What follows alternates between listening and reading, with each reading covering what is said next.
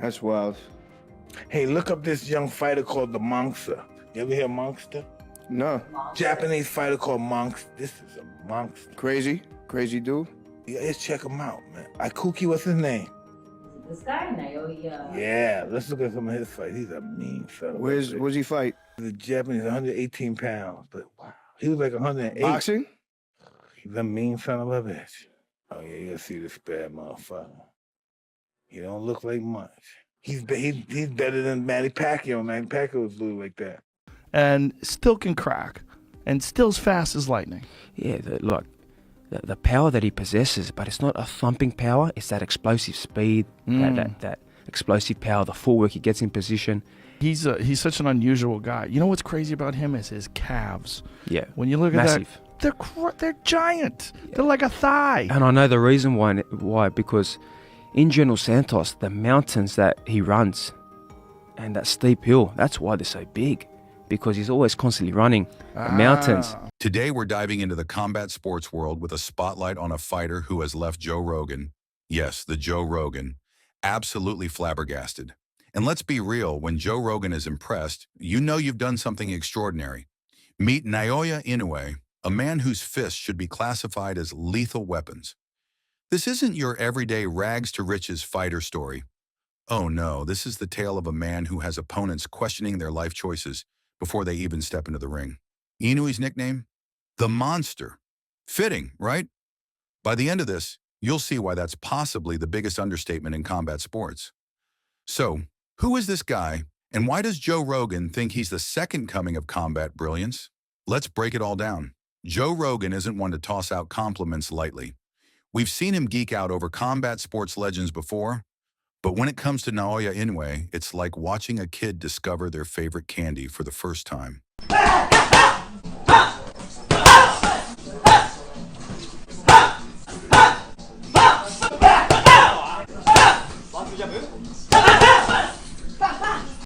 Rogan recently described Inoue as a once-in-a-generation talent with a combination of speed, power, and precision that's basically unfair to the rest of humanity. Rogan said, and I quote, "This guy's calves, they're like thighs." Yup, we're starting with his calves. But hey, Rogan's got a point. Those calves, built from running mountains in Japan. Literal mountains, folks. This isn't your average morning jog around the neighborhood. It's hardcore, uphill battles against nature itself. And the result? Calves that could probably bench press more than most of us. But let's not get lost in the legs. It's the way those legs carry him in the ring that's terrifying. Rogan's breakdown of Inoue's footwork, speed, and fight IQ makes it clear. He looks like a pop star.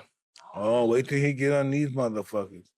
The most efficient hunting machine in all of boxing. He's vicious. The Monster. Oof. That's a badass guy he beat too. Broke him down. Ooh. 118? Yeah, 118 who the hell pounds. fights in that fucking division? Bantamweights. Yeah, but who? Some bad motherfuckers. Yeah, some killers. Ooh, break him. Ooh, the Monster. He beat him so easy. This guy isn't just a fighter. He's a problem. No, scratch that. He's a crisis for anyone standing across from him. The stats don't lie. A record to fear. Naoya Inoue's professional record reads like a cheat code in a video game. 28 wins, 0 losses, 25 knockouts. 25 knockouts. That means 89% of the time, someone is either hitting the canvas or praying the referee steps in before it gets worse.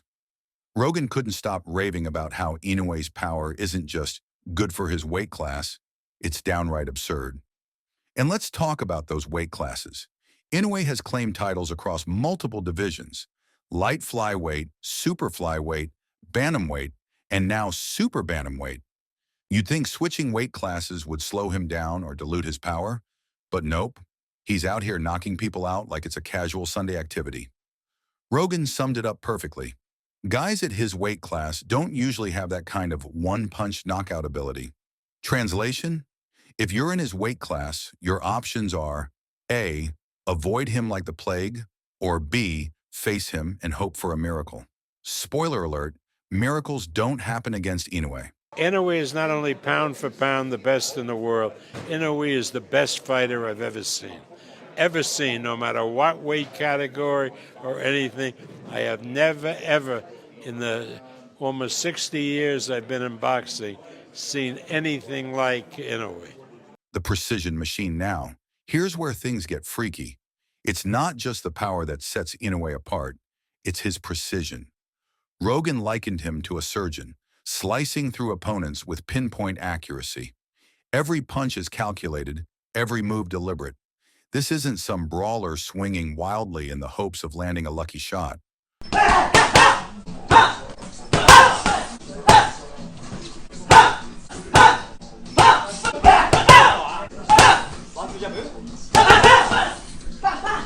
Oh no, Inoue knows exactly what he's doing. Picture this. You're in the ring with Inoue. You think you've got him figured out, maybe even land a decent jab or two. And then before you know it, he's adjusted, downloaded your entire game plan, and countered it perfectly.